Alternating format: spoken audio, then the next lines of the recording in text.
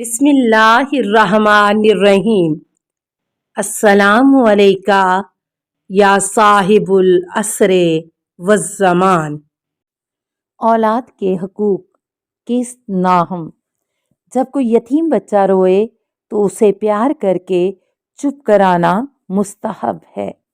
Number 1، حضرت شیخ صدوق فرماتے ہیں کہ حضرت امام جعفر صادق علیہ السلام نے فرمایا کہ جب کوئی یتیم بچہ روتا ہے تو اس کی وجہ سے عرش الہی کانپ اٹھتا ہے، اور خداوند عالم فرماتا ہے میرے اس بندے کو کس نے رلایا ہے جس کے والدین میں نے صغیر سنی میں چھین لیے ہیں۔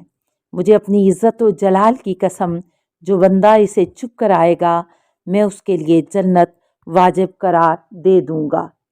الفقیہ المقنع ثواب الاعمال۔ آدمی کے لیے جائز ہے کہ یتیم بچے کے ان کاموں کی وجہ سے سرزنش کرے جن کی وجہ سے اپنی اولاد کی کرتا ہے، اور ان برے کاموں کی وجہ سے اسے مارے جن کی وجہ سے اپنی اولاد کو مارتا ہے۔ نمبر 1، حضرت شیخ کلینی باسنات خود قیاس بن ابراہیم سے اور وہ حضرت امام جعفر صادق علیہ السلام سے روایت کرتے ہیں، فرمایا جناب امیر کا ارشاد ہے کہ جس کام کی وجہ سے اپنی اولاد کی سرزنش کرتے ہو ان کی وجہ سے یتیم کی بھی سرزنش کرو، اور جن باتوں کی وجہ سے اپنی اولاد کو مارتے پیٹتے ہو ان کی وجہ سے یتیم کو بھی مارو پیٹو۔ الفروع التہذیب۔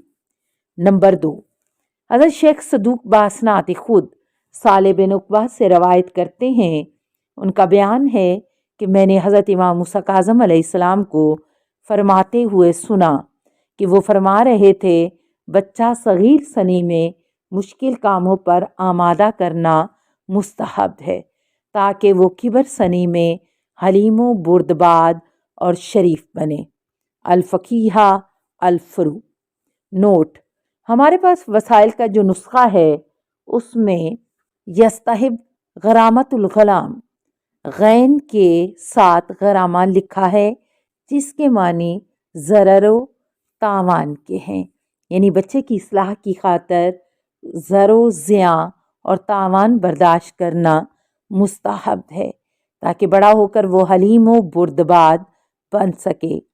مگر معلوم ہوتا ہے کہ عالم ربانی ملا محسن کاشانی کے پاس فقیہ کا جو نسخہ تھا اس میں فقط آرامہ عین کے ساتھ وارد تھا جس کے معنی ہیں مشکل کام، اس لیے انہوں نے اس کا مفہوم یہ بیان کیا ہے کہ بچے کو مشکل کاموں پر آمادہ کرنا مستحب ہے تاکہ بڑا ہو کر حلیم و بردبار بن سکے۔ وَلَعَلَّ النَّسَبَ بِالْمَقَامِ وَاللَّهُ الْعَالِمُ۔ احقر مترجم افی انہ۔ اولاد کے رونے پر ان کو مارنا جائز نہیں ہے۔ نمبر 1، حضرت شیخ صدوق باسناد خود حضرت پاک رسول صلی اللہ علیہ وآلہ وسلم سے روایت کرتے ہیں، فرمایا اپنے بچوں کو ان کے رونے کی وجہ سے نہ مارو کیونکہ 4 ماہ تک ان کا رونا توحید کی شہادت ہوتی ہے۔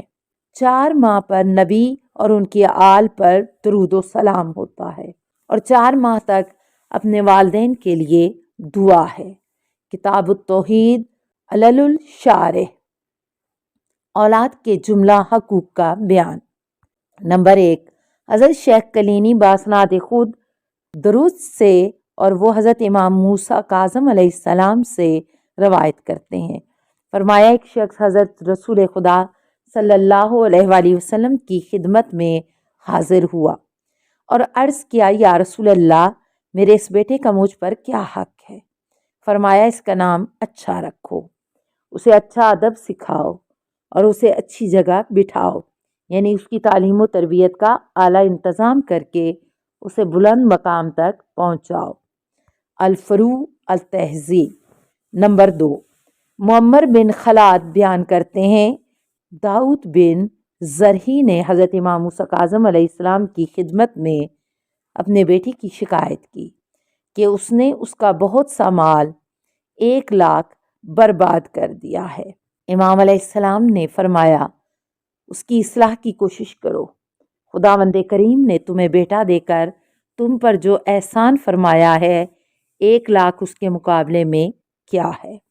الفرو نمبر 3، عبداللہ بن سنان حضرت امام جعفر صادق علیہ السلام سے روایت کرتے ہیں، فرمایا ایک دفعہ پیغمبر اسلام رسول صلی اللہ علیہ وآلہ وسلم لوگوں کو نماز ظہر پڑھا رہے تھے کہ آخری 2 رکعتوں کو بالکل مختصر کر دیا۔ سلام کے بعد لوگوں نے عرض کیا کیا نماز کے بارے میں کوئی حکم آ گیا ہے؟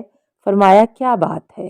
عرض کیا آپ نے آخری 2 رکعتوں کو بالکل مختصر کر دیا۔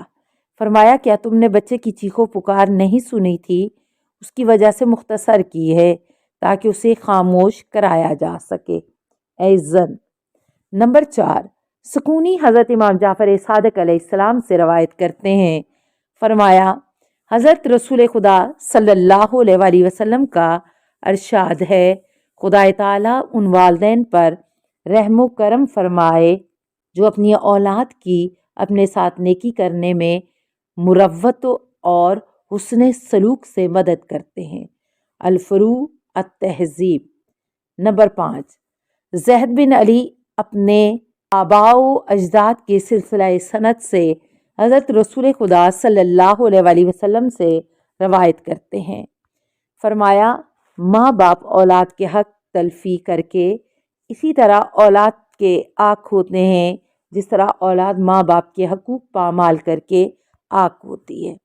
الفرو الفقیہ التہذیب نمبر 6، سکونی حضرت امام جعفر صادق علیہ السلام سے روایت کرتے ہیں، فرمایا حضرت رسول خدا صلی اللہ علیہ وآلہ وسلم کا ارشاد ہے کہ اولاد کا حق باپ پر یہ ہے کہ اگر لڑکا ہے تو نمبر 1 اس کی ماں کا احترام کرے، نمبر 2 اس کا نام اچھی طرح سے لے، نمبر 3 قرآن مجید پڑھائے، نمبر 4 اسے پاکیزہ بنائے، نمبر 5 اسے تیراکی سکھائے، اور اگر لڑکی ہے تو اس کا حق یہ ہے کہ نمبر 1 اس کی ماں کا احترام کرے، نمبر 2 اس کا نام اچھی طرح لے، نمبر 3 اسے سورہ نور کی تعلیم دے، نمبر 4 اسے سورہ یوسف کی تعلیم نہ دے، نمبر 5 اسے محل مایوسی پر نہ ٹھہرائے، نمبر 6